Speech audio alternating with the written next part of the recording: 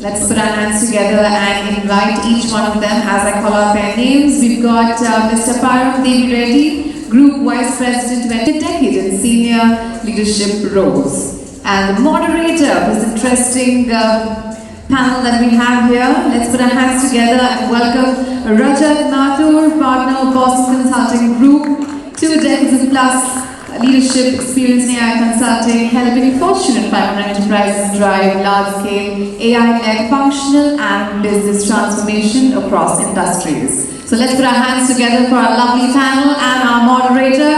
Ladies and gentlemen, come on, let's give it up.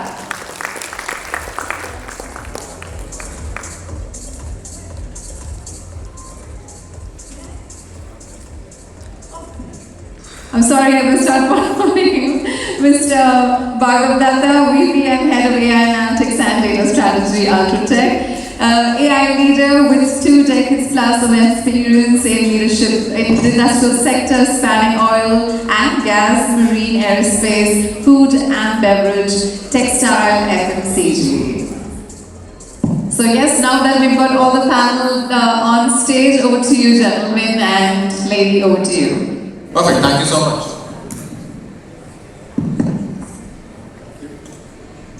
Perfect. So, pretty interesting topic, and when I was having a discussion with Sameer that where are we thinking about it? I think the bigger or the larger point that he was trying to bring on that agentic blueprint, we keep talking about that. But every now and then, and I was having a discussion with Param as well, we need a refresh. We need to really reset that given how technology has changed. Do we really need to adapt or rehash our blueprint accordingly? Now in this discussion, what we plan to cover is that we're going to probe these experts on whether really agentic is a really game changer. We really need to differentiate what are the key differentiators around that.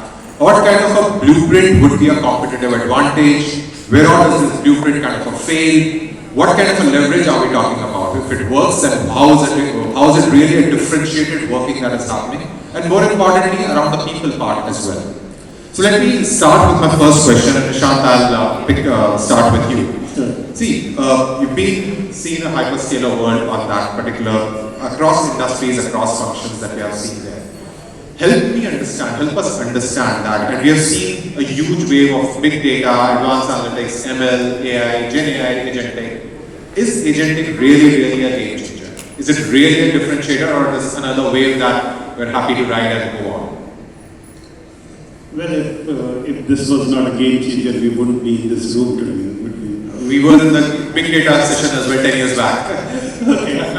So let me elaborate a little bit on that, right? So the fact of the matter is that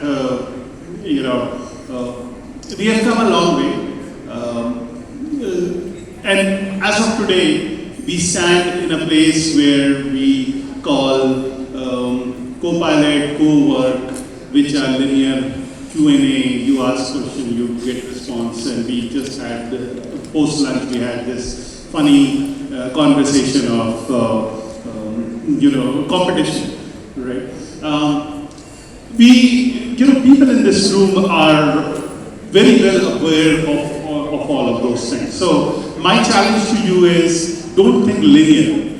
Think in second order of magnitude impact or second dimensional impact. So, and I'll give you an example, right? You guys must have heard OpenClaw got acquired by OpenAI, and obviously the real numbers are not out there, but some people say the cost of acquisition was almost $1 billion. Now, OpenClaw was a product which was made in a garage by a few people, probably one person, and essentially automates your desktop applications, your emails, your file structures, your browsers, and things like that. Why would somebody pay $1 billion for an acquisition like that? Right? This is no joke. So you have to think in the second order of dimensionality that tomorrow, how your desktop is cluttered with images, pictures, emails, and you would always think that, okay, I'll come back and declutter it. exactly the same clutter exists in enterprise data centers. And applications like these can go in and declutter, make sense out of this data, and that is why somebody is paying possibly $1 billion per application. So that's the valuation story on that. So that's the valuation story, but there is a value creation. Value creation embedded in this valuation. Somebody sees that there is a value. There's a non-trivial amount of a value which is created, which is of course leading to the. To your point, I think Cursor is another example, which I think SpaceX and talk with 60 billion. I don't know. Right. So if coming back to your original question, is this real? Yes, it is real. If you don't, whether you think in linear dimension, first order of magnitude, yeah, we all have applications on your desktop and on our phones. But my challenge to you is think with second order of magnitude. Think this is done and dusted. Assume that this is done and dusted.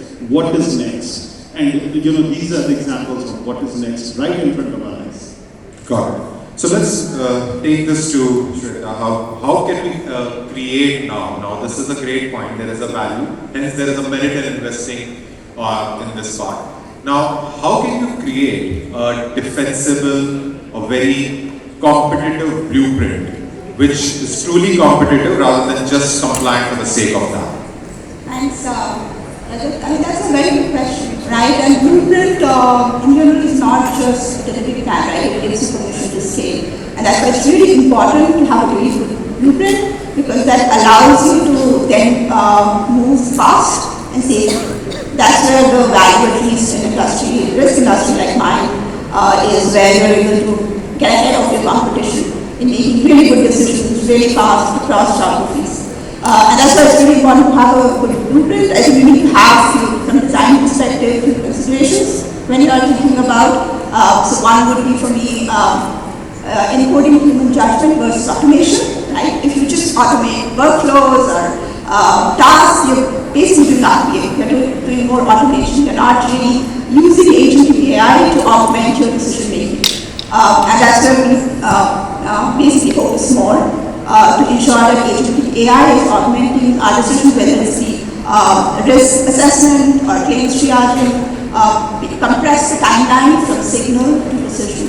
And that should be considered when you're looking at the blueprint. Others, of course, level of autonomy, controlled autonomy versus full autonomy. In our industry, you can't have agents issuing policy. Alright, so you need to define agents within their risk boundaries and ensure that they don't cross it. And that's why when we're writing blueprints, governance is embedded within it and not something we could act off of.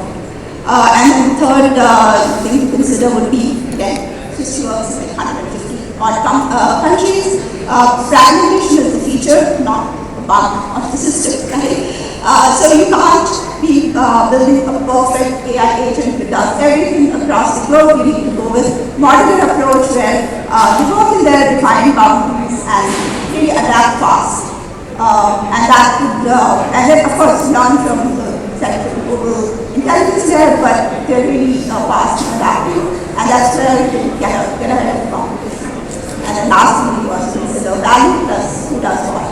Right, so what agent does versus what a human does, because as again, humans cannot, agents cannot be issuing policy or making decisions like that. So these are pretty interesting, and very subtly you brought in a human element, be it augmentation, be it not 100% autonomous. Fragmentation is really a part of it. So are these some of, in your experience, the checkpoints that differentiates or make, I would say, make your blueprint relevant all the time? Yeah, I mean, basically for me, at the end of the day, how we project value is how we can reduce the cycle time, right? From the starting signal to decision, which, for example, if you take an example of underwriting decisions, which typically for human doing will take days, versus it's almost real time now because AI does a lot of heavy work and basically then based on that decision. So that is where the real value is. You can move faster, go to market faster, because now we have something like AI and AI agents supporting the Interesting. So this differentiates to the value part. Brilliant. So let me take that to you. All good so far. why does it still fail? Where do we break out? Especially with someone with your expertise having to serve different kind of retail, I would say not just retail outlets, but also the retail form factors or be it subsectors around that. How do you ensure that you have all sorts of right guardrails, and what are some of the learnings? Why do such kind of agentic centralized system fail?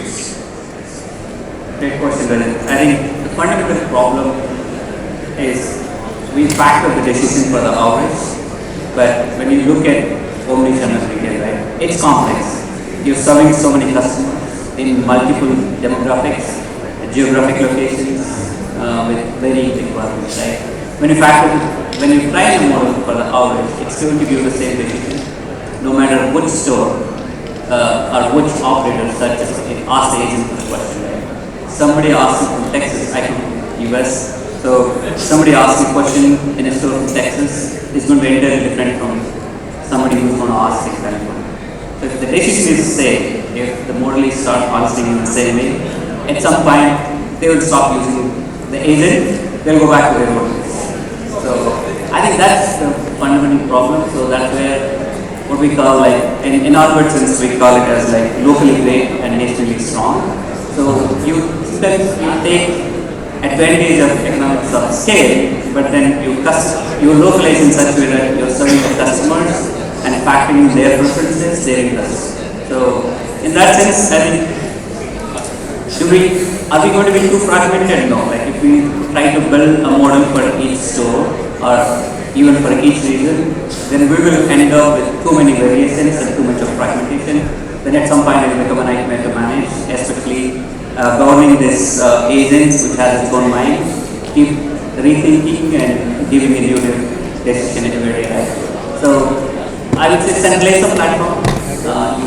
It's good to have one common data foundation with a good data, and then as you factor in the decision, factoring in the context sort of how the localization, and that's the key thing. So that way you train the model with a large set of data, with a very thinking, and then you can have a better model governance, a life cycle management, change management, and then as you try to deploy these agents across the stores, factor in the localization so that you're not giving the same answers to every operator in the store. That's the first thing. If you look at some of our stores, a lot of these operators, they've been spending their whole life.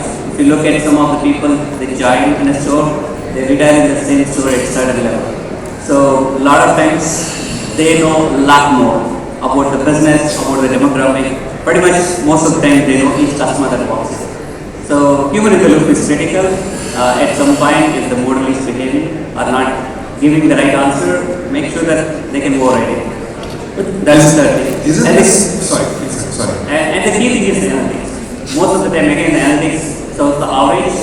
If you don't factor in the analytics for the localization, then you will end up in the same boat, serving the average, which is again it's not going to help and serve the whole purpose of deploying these agents and bringing this intelligence.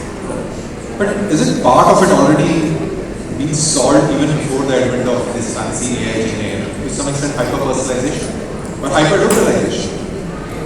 Isn't that being not leveraged appropriately, or the context hub that we end up creating, is it just from the first principles rather than leveraging some of the learnings of the past? I think some of it is already been solved, right? Like I was talking about the data foundation. I think we've been talking about data for analytics, right? I think most of the companies have great data. I think it's where the problem comes in solving always for the average. Most of the time, even the hyper-personalized we talk about, a lot of times it's a one model and some training and learning, so that means you're solving for the average. I think the advantage of new foundation models that come, right? They can reason far more, far deeper, and understand the intent better. I think that's going to be the key differentiation. So if you take advantage of the foundation models, retry with your data, factor in the local context, I think the agents are going to be far more successful and the adoption curve is going to be pretty high. Interesting. David, let me come to you now. Now, help us understand, based on your experience or even what you have seen in the market, what kind of a leverage are we expecting from agents? Are they just solving up some day-to-day jobs, or they're really amping up the game, reimagining, reshaping the customer journey, business functions. How are you seeing this? I'm seeing two broad kinds of applications. First is the efficiency play. For example, Uber has built a chatbot which can summarize user history, find the cause of the issue, and tell the agent exactly what text to say. The agent just presses the button. In the future, the button can also be pressed by agents. So all of this is doable. It creates a lot of efficiency. I think that's the boring part of agenting. The interesting part of agentic work in my mind is reimagining the world that we have today into a different kind of world that doesn't exist. And that's where I think I want all of us to focus on, because efficiency, you're just going to get it anywhere. So for example, at 𝗕𝗏𝗃𝗏 we've launched something called conversational discovery. So if you open your app and bottom right there's a tiny mic icon. You click it and you can talk to the app. So the difference is, today if you search for a title like Harry Potter or something and you get your result. But with conversational discovery, what you can do is you can say, I've had a long day today, I'm tired. What should I watch to feel energetic, right? It's a whole new way of interacting and finding the same content to watch, but lot more conversational, how humans talk to each other as opposed to humans talking to machines. We've already started seeing differences. In traditional search on 𝗕𝗏𝗃𝗏, 70% of searches are title searches. Whereas in conversational discovery, we are seeing 70% as non-title searches. Okay, that's what's happened. So even one step further, 𝗕𝗏𝗃𝗏 has hired a head of AI film studios. Okay. What we're trying to do is, why do we need humans to make movies or shows, right? I'm sure today all of us have created videos using AI. They're absolutely horrendous. And the same person across two different scenes sounds different, they don't sound the same, the dubbing is not good. Really bad. But to have a production quality of a real actually human produced show, it's very difficult today. So, but we are trying to invest in these things. Maybe a year, 2 years from now, we'll have a show which is fully AI generated. And the same characters are appearing over and over. They can show expressions properly, they can talk properly. All of these things are what will come. These are the real interesting stuff. Efficiency will come, but transformation is what I think is the real value. So, bringing very interesting point, and personally I'm a big fan of disrupting or reimagining customer journey, business models, business functions. Any early indications of the size, the price, the value that you're seeing there? 2x, 5x, or too early to say? Many of these are what are called network effects. What that means is, just as an example, right? All my friends have WhatsApp, so I'm forced to have WhatsApp. And because I have WhatsApp, everybody else has WhatsApp. There are places where there will be concentration of value. And these kind of things increase the concentration of value, and where the person who can get a large share of the market can then keep the entire share for themselves, like what an Instagram or Facebook would have done. So yes, I think there is a lot of value to be had. Right. Let's switch gears. Now, we heard multiple stories from retail to, let's say, online platform. But in reality, let's say in a manufacturing setup where there's a huge still amount of a blue-collar workforce there, how are you seeing, especially the blueprint of agentic, literally translating to a on-ground value at a floor or a shop floor? So, as you all understand that in manufacturing, overall adoption of this AI journey was very late in the industry, right? And overall manufacturing as a whole is an SOP-driven environment. You have a defined structure, defined instruction, and then based on that SOP-driven environment could work. Now within that, first of all, Gen AI and all are kind of not determining is one thing. Right? So the way I look at, and the way I am looking at, and in a very pragmatic view here, how we can work with the deterministic traditional ML models, using that information and building this agentic ecosystem on top of that and building the value. I will give you some examples of that in a pragmatic view. In my just before the other organization where I was working, I got a very interesting journey over there. It's an Indian manufacturer, and they want to get into this AI journey, and they know they're lacking, they want to fast track it. So I was given a problem statement that, see, top management told me that I know that in my plant, we are doing kind of every alternate Sunday maintenance, and they know it's over maintenance. Okay. But they also know that they cannot risk any failure because of the capacity constraint. Now the task was to identify the opportunity, how I can manage that management skill, unlocking the throughput with the same capacity. At the same time, also not risking my production failure and all this thing. So that was an interesting business. So we started with some critical assets. Initially, we deployed the traditional predictive analytics based solutions and architecture. And one machine can have multiple temporal type of failure modes, right? Now, once that is identified, now it became a little easier for them to identify when to do, how to do. And some bit of 2-3% of capacity unlocking we could manage. Now it comes to the next question. So now to maintain that, I have three functions: electrical, instrumentation, and mechanical. I am dealing with the target, failure modes, and all these things. But still I am running the same people, same how I can optimize. Now that is what we did in 6 months back, this agentic orchestration. We brought this 𝗕𝗃 module, it's known 𝗕𝗃 module, leveraging knowledge graph-based approach. And then we are actually targeting that, see, combining all these three informations together, what, when, and how we should do, and why we need so many things. So that is why we are trying to unlocking value and eventually showing this thing. I think it's a very interesting point. It's not that all the value lies only in the agentic, but it's the classical ML AI plus the agentic. That is the holistic value. That's the holistic. Interesting perspective. I mean, given especially a lot of people are still obsessed with agentic only. I'm not advanced yet. Great. So that's the first round, folks. Now let me just do a quick tagging between all of you. So let me start with the first set. Param and David will start with you on this. Now, help me understand. Like we're talking about agentic and everything. Is it really agentic, or is it some fancy automation, workflow, RPA? Or back in when I used to be young, I used to have SaaS automations around that. So is it really automation, RPA, or is it really agentic, which is moving the needle? We love it.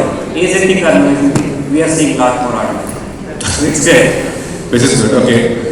So I think the way I see this, sometimes now it's so high right now in the agentic world.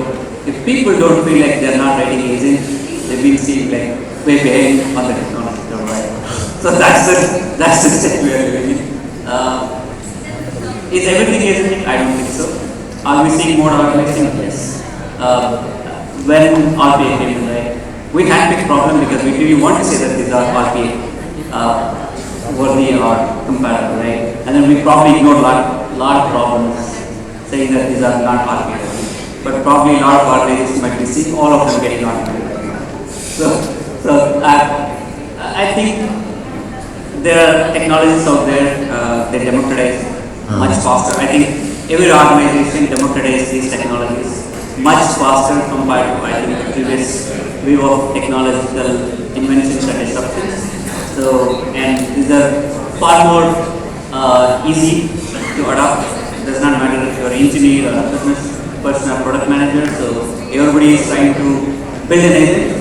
But a lot of them are not. I would say they're probably, you're taking web application and then writing an agent and giving it a name. It's probably giving the same answer, calling it service underneath.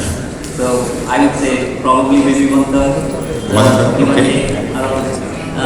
But it's great. I think we are seeing the momentum as people becoming more and more intelligent, understand how these models behave, and what truly is intelligent and what is not. You will see a lot of problems getting automated. So it's good for every organization. Interesting. One thing. I want to do a bit of a rant. Sure. Okay. So you take robotic process automation, give it a suit, a nice haircut, some lipstick. That's what is agentic. Okay. People say RP on steroids. RP on steroids. Yeah, RP on steroids. Yeah, goes to the gym. Whenever goes to the gym, becomes agentic. Okay. I'm of course exaggerating a little bit. What I want people to take away is the concept of the hype cycle. Like you said earlier, 15 years ago, people were like, big data. We want to do big data. Why do you want to do big data? We want to do big data. What's the benefit of doing big data? We want to do big data. 5, 7, 10 years ago, people were like, we want to do AI. Why do you want to do AI? We just want to do AI. It's fine. Today, everybody's, for the last 2 years, been talking about agentic. Everything is agentic. So, I want us all to be wary of the hype cycle, which is, there are things which are cool to do, and then there are things which are useful to do. As business people, as practitioners of data science, I would very strongly advise do things which are useful. For example, the best forecasting models, you can have deep learning LSTM, and you can use LLMs, you can use random forests. The best forecasting models I've seen are Arima. Yeah. Okay. You can say Arimax. Okay. But it doesn't get better than that. That's what it is. It can be done in an Excel sheet. Please fine, go ahead with it. And some of the basic recommendation engines require transformers, require embeddings, require 2-tower models, and the sophistication is needed in that. For that, you please use your transformers. This is what I would say. So, there are use cases which are very much prone to simple results. I would say go simple in those cases. And if you look at AI versus agentic AI, a lot of use cases are deterministic, like optimization, simulation. These things don't need anything to be generated. So for them, you don't need to use agentic. You can just use regular ML. And for only the cases where you're generating something, that's where agentic becomes useful. That's where you should use. Having the right maturity to identify which is the candidate for agentic rather than just everything agentic for the sake of. Yeah, agentic is super cool right now, but just we also need to be useful at the same time as being cool. Let me take it to Nishant and Shweta. Where is agentic really making the dent? Really defensive, competitive advantage which is moving the needle, non-trivial amount of value. Give examples, feel free to like where you expected and where you didn't even expect.